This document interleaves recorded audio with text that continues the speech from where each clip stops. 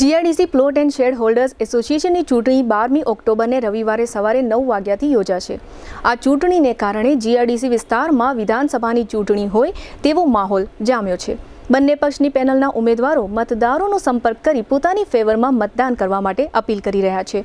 આ ચૂંટણીમાં વિષ્ણુભાઈ પાંભરના નેતૃત્વ હેઠળ ઔદ્યોગિક હિતકારી પેનલના 21 ઉમેદવારોએ ઝંપલાવ્યું છે। આ તમામ ઉમેદવારોનું ચૂંટણી પ્રતીક ત્રિશુલ રાખવામાં આવ્યું છે। આ ચૂંટણીની તમામ વિગતો જીટીપીએલ જામનગર ન્યૂઝના દર્શકોને મળી રહે તે માટે ગઈકાલે ગુરુવારે સાંજે જીટીપીએલ જામનગર ન્યૂઝના મેનેજિંગ એડિટર જયેશભાઈ રૂપારેલિયાએ બંને પક્ષના મુખ્ય લોકો સાથે મુલાકાત કરી હતી। આ મુલાકાત દરમિયાન ઔદ્યોગિક હિતકારી પેનલના સર્વે સર્વા વિષ્ણુભાઈ પટેલે જણાવ્યું હતું કે આ વખતે અમારી પેનલ 100% ચૂંટાઈને આવશે, કારણ કે સત્તાધારી પેનલ જીઆઈડીસીના પડતર પ્રશ્નો ઉકેલવામાં સદંતર નિષ્ફળ ગઈ છે।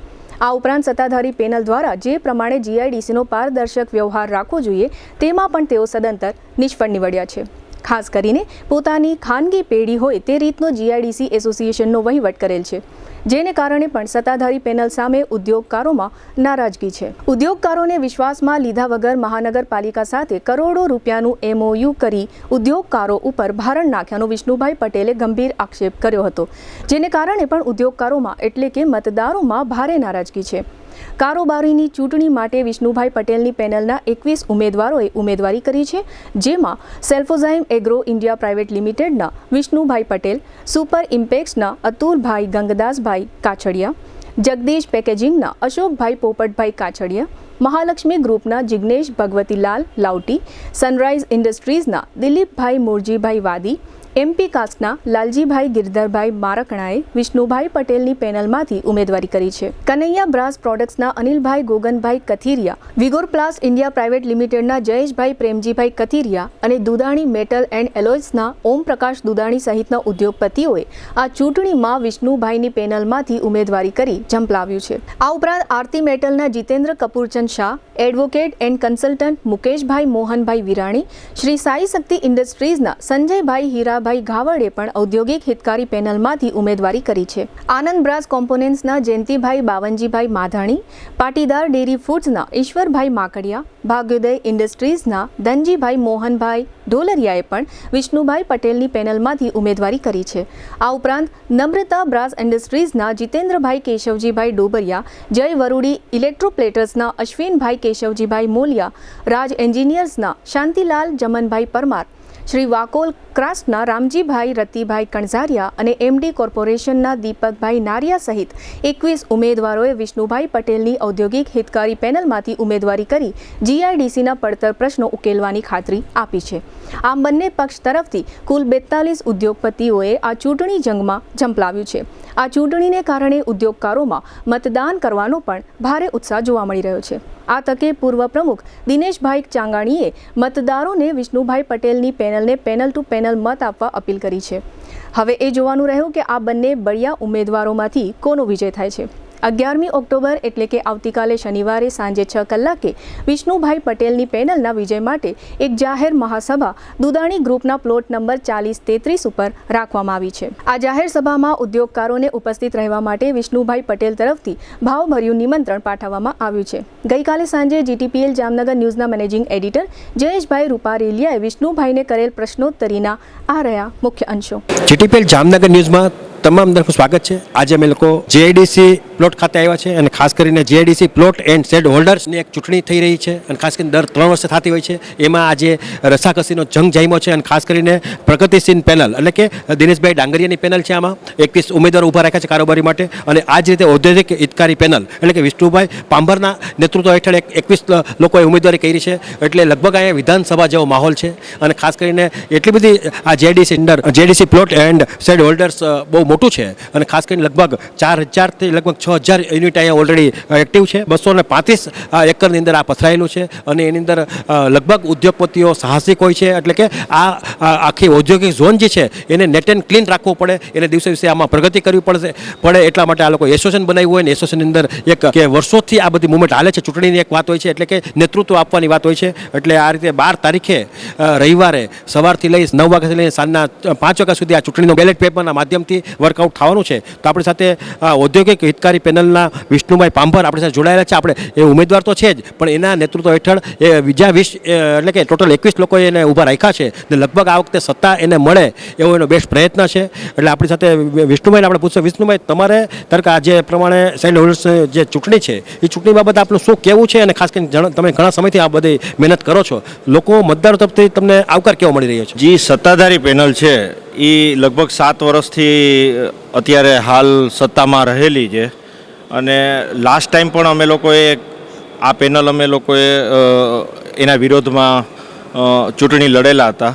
આ સેકન્ડ ટાઈમ અમારી ચૂંટણી લડીએ છીએ. દિનેશભાઈ ડાંગરિયાની જે ઉદ્યોગના વિકાસ માટે ખામીઓ રહેલી છે એના માટેનો અમારો આ એક વિરોધ છે.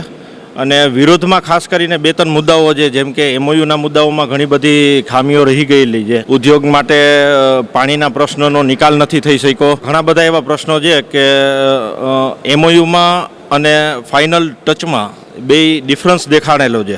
તેમ છતાં દિનેશભાઈ ડાંગરિયા આજે જે પહેલા ટર્મમાં લડ્યા હતા એ જોશ સાથે જે આવ્યા હતા એ જોશ અત્યારે દેખાતો નથી, અને ઉદ્યોગના પ્રશ્નોનું નિવારણ કરી શકતા નથી એવું અમને લાગે છે. જેથી આ યુવા ટીમનું એક નિર્માણ થયેલું છે ઉદ્યોગના વિકાસ માટે અને ઉદ્યોગના હિત માટે. જેમ કે જેએમસીનો એક બહુ મોટો મુદ્દો હતો ટેક્સ બાબતે, જે સર્વિસ ચાર્જ બાબતે, ઉદ્યોગે હાલે જ હમણાં એક ભારણ તરીકે, તો જે જેએમસીનું ભારણ છે એ ઉદ્યોગ માટે એક ભારણરૂપ સાબિત થયેલું છે. ઉદ્યોગોમાં ભારે રોષ જોવા મળે છે, અને ઘણા બધા ઉદ્યોગકારો આજે અમારી સાથે આ પેનલને એક યુવા પેનલ તરીકે આવકારવા અને સ્વીકારવા માટે તત્પર છે. ખાસ કરીને તરક તમે વિનર થઈ જાઓ, તમે સત્તા ઉપર આવી જાઓ, તો તમારું વિઝન શું છે? તમે એવું કયું કામ કરશો કે લોકો મતદારોએ તમને જે મત આપ્યા છે એને લેખે લાગે? જે સત્તાધારી પેનલ છે એ દિનેશભાઈ ડાંગરિયા, જેમ કે એમના ડિસિઝન 1 કે 2 વ્યક્તિઓ કે 3 વ્યક્તિઓમાં રહે છે. જ્યારે અમે 20 વર્ષના તજુર્ગ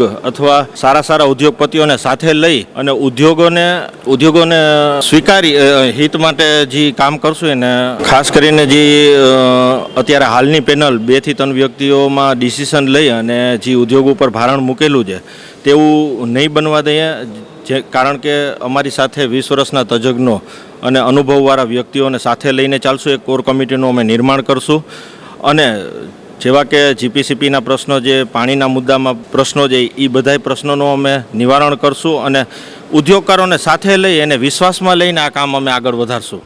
ખાસ કરીને સાહેબ, પારદર્શકની જે વાત આવે છે એ પારદર્શક તમને દિનેશભાઈ ડાંગરિયામાં જોવા મળે છે? પારદર્શક વહીવટમાં ઉદ્યોગ આખું જાણે છે કે ઘણી બધી જગ્યાએ ખામી રાખે છે, તથા પારદર્શક વહીવટ નથી કરતા અને સામે નથી આવવા દેતા. એનું પણ એક કારણ છે આ ઉદ્યોગમાં. રોષનું કારણ એ પણ એક છે. ખાસ કરીને તમે તો યુવા છો, પણ ખાસ કરીને આની અંદર એવું હોય છે કે કોઈ પણ ચૂંટણી લડવા જઈએ ત્યારે આપણી ભેગા સિનિયર લોકો ભેગા હોવા જોઈએ, તો જ આપણને લોકો આપણા પર વિશ્વાસ કરે. તો એ મહિલા કોઈ સિનિયર આપણી સાથે જોડાયેલા છે? સિનિયર લોકો અમારી સાથે ઘણા બધા ટીમમાં છે, જેમ કે દિનેશભાઈ ચાંગાણી 20 વર્ષ પ્રમુખ રહી ચૂકેલા છે, આ જ ઇન્ડસ્ટ્રીના નેતૃત્વ કરી ચૂકેલા છે. સાથે અનિલભાઈ જે પછી વિગોરવાળા છે, દુદાણી સાહેબ છે, પછી અશોકભાઈ છે, સુપર ઇમ્પેક્સવાળા જે ઈશ્વરભાઈ છે. એટલે ઘણા બધા લોકો અમારી સાથે જોડાયેલા છે, અને અનુભવ પણ ધરાવે છે આ ઇન્ડસ્ટ્રીને, અને નેતૃત્વ પણ જોયેલું છે કે કઈ રીતના એક લીડર કામ કરી શકતા હોય, અને કરેલા છે. એના સાથે છીએ અમે. ખાસ કરીને જે પેનલ છે એમાં પણ ઉદ્યોગપતિ ઉમેદવારી કરી છે, તમારા વિશ્વાસે? હા, આખી પેનલ અમારી જે છે એક વિશ્વાસ સાથે જ એકત્રિત થઈ છે અને એકતા દેખાડી. હજી ખાસ કરીને ધારો કે 12 તારીખે મતદાન છે અને તે દિવસે જ આપણે મત ગણતરી છે, તો શું લાગે છે કે એમાં વિનરના ચાન્સ કેટલા છે તમારા માટે? 100% આમ તો કહી શકાય વિનરના ચાન્સ. અને એક વસ્તુ એ પણ છે કે જેવો જુસ્સો ફર્સ્ટ ટાઈમ હોય, જેમ દિનેશભાઈ ડાંગરિયા પહેલી વાર સત્તામાં આવ્યા, જે જુસ્સાથી કામ કરતા હતા, એ અત્યારે 2 ટર્મ પછી એનો જુસ્સો દેખાતો નથી. એક યુવા ટીમનું નિર્માણ થયું છે, અને આ યુવા ટીમ એવી છે કે રાજકીય રીતે, કાયદાકીય રીતે બધી જગ્યાએ લડી શકે તેવી સક્ષમતા ધરાવે છે. હું બાહેંધરી આપું છું કે બધાને ઉદ્યોગને વિશ્વાસમાં લઈ અને જે પણ કાંઈ નિર્ણય લેવાશે ઉદ્યોગ માટે, ઉદ્યોગના હિત માટે અથવા ઉદ્યોગના પડતર પ્રશ્નો માટે, બધા સાથે મળીને લેશું અને એમનું કામ આગળ વધારશું. ખાસ કરીને પડતર પ્રશ્નોની યાદી તમે બનાવી છે કે ભાઈ અમે લોકો સત્તા ઉપર આવશું ત્યારે તાત્કાલિક આ પ્રશ્નને ઉકેલ લઈ આવશું? પડતર પ્રશ્નો અમારા બધા એજન્ડામાં અમે દર્શાવેલા છે ઓલરેડી. અને મેઇન મુદ્દો તો અમારો જે ભારણ ન આવે અથવા ખોટું ભારણ આવે છે, અથવા ઓછું ભારણ કેમ આવે એના મુદ્દામાં અમે લોકો કામ કરશું અને ઉદ્યોગના પૂરા પડતર પ્રશ્નોનું નિવારણ કરશું. આ ઉપરાંતની વાત કરીએ તો ધારો કે જે લોકો અહીંયા ઔદ્યોગિક કામ કરે છે, ધારો કે રોડ રસ્તાની વાત આવે તો બેઝિક પ્રશ્નો ક્યાં ક્યાં છે કે એ તમે પહેલી એને પ્રાયોરિટી આપશો? બેઝિક પ્રશ્નમાં એક તો જેમ કે ફેઝ 3માં આજે પણ પીવાલાયક પાણી નથી, બોરમાં જોવા જઈએ અથવા કેમિકલયુક્ત પાણીનું પ્રશ્ન છે કે બોરમાંથી સારું પાણી નથી આવતું, પીવાલાયક પાણી નર્મદાની લાઈન નથી, તો એ પ્રશ્ન પહેલાં હલ કરવાની અમારી ગણતરી છે કે પાણીની સુવિધા પૂરી પડે અને નર્મદાનું પાણી ફેઝ 3ના ઉદ્યોગકારોને મળે. આ ઉપરાંતની વાત કરીએ ધારો કે તમે અત્યારે મોટી તમે જો કહો છો વિશ્વાસુ એક કમિટી બનાવી છે, અનુભવી લોકોની કમિટી બનાવી છે, તો એ લોકો પાસે ઘણા પ્રશ્નો હશે, એ પ્રશ્નો તમે સાંભળ્યા હશે. હા, એ લોકો પાસે એના પણ એજન્ડામાં દર્શાવેલા છે અને એ બધા પ્રશ્નો વિકાસના જ છે.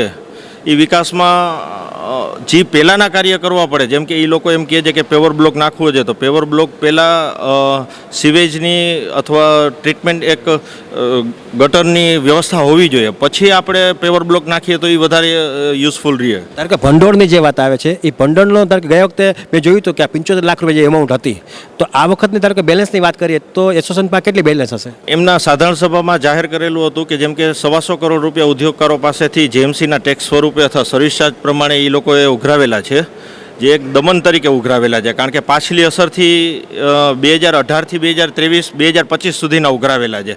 જ્યારે એને એમઓયુ કર્યું એ 2023માંથી કર્યું હતું, તો આ ભારણ પાછલી અસરથી જે જીઆઈડીસીમાં ઓલરેડી સર્વિસ ચાર્જ ભરેલો છે એ સર્વિસ ચાર્જને રિફંડ આપી 2018થી ઓછામાં ઓછો 10 ગણો વધુ ભારણ સાથેના રૂપિયા સર્વિસ ચાર્જ તરીકે એકત્ર કરેલા છે, જેમાં આ લોકો પાસે અત્યારે 12 કે 14 કરોડ રૂપિયાની બેલેન્સ છે. એ બેલેન્સને વાપરવા અથવા યુઝ કરવા માટે એક કમિટી બેઠે છે, જેમ કે કમિશનરને લઈને 10 જણા જેએમસીના હોય છે અને જે કાંઈ સત્તાધારી પેનલ છે એના 10 જણા હોય છે, એમ 20 જણાની કમિટી હોય છે અને જે કાંઈ વિકાસના કાર્યો કરવાના હોય એ વિકાસના કાર્યો બધાની સહમતિથી થતા હોય છે. તો આ બેલેન્સ વિકાસના કાર્યો તરીકે જ લગાડવાના છે. એનો તમારો કહેવાનો મતલબ થાય કે જે દિનેશભાઈ ડાંગરીની જે વહીવટી પ્રક્રિયા છે એની નારાજગીના હિસાબે તમને લોકો મત આપશે? હા, વહીવટીની પ્રક્રિયા છે અને બીજું મોટામાં મોટો પ્રશ્ન છે કે એમનો જે એકતા દેખાડવી જોઈએ ઉદ્યોગમાં, જેવા પડતર પ્રશ્નો છે, જીએસટીના પ્રશ્નો છે અથવા જીપીસીપીના પ્રશ્નો છે, તો આ બધા પ્રશ્નોમાં એકતા જે દેખાડવી જોઈએ એની એકતા નથી હોતી. એના માટે જ પેનલ બનાવેલી છે કે કોઈ પણ પ્રશ્નો હોય ઉદ્યોગકારો માટે, આ એક આપણું પરિવાર છે, દિનેશભાઈ આપણા ઘરના છે, આજે આપણા જ ભાઈઓ કહેવાય, પણ સાથે રહી અને એકતાથી કામ થાય એના માટે અમે લોકો ખાસ આ મુદ્દા સાથે લડીએ છીએ. તમે જોયું કે આ વિષ્ણુભાઈ પટેલ હતા અને ખાસ કરીને યુવા છે, ગયા વખતે પણ એમનો આ રીતે મેં ઇન્ટરવ્યૂ લીધેલો હતો અને જે એ જ પ્રમાણે ઉત્સાહ છે ને ફરી આ વખતે આવ્યા છે, પણ આ વખતે આવ્યા છે બીજી વખત પણ પૂરા જોમ સાથે આવ્યા છે, પૂરું સર્કલ બનાવીને આવ્યા છે, પૂરું નેટવર્ક એ હેન્ડલ કરીને આવ્યા છે અને પૂરો સમાજની અંદર વિશ્વાસ પેદા કરીને આવ્યા છે. લગભગ આ વખતે વાત કરીએ તો લગભગ પરિવર્તન પણ થઈ શકે, કારણ કે જે પ્રમાણે દિનેશભાઈ ડાંગરીની ઉંમર પણ છે અને ખાસ કરીને જે પ્રમાણે જે થોડીક એની નાની મોટી વાત છે એનાથી નારાજગી હોય છે સમાજને પણ, એટલે એસોસિએશનના મેમ્બરોને, એ પણ લગભગ મતના સ્વરૂપમાં વિષ્ણુભાઈ પાંભરને મળે તો નવાય નહીં.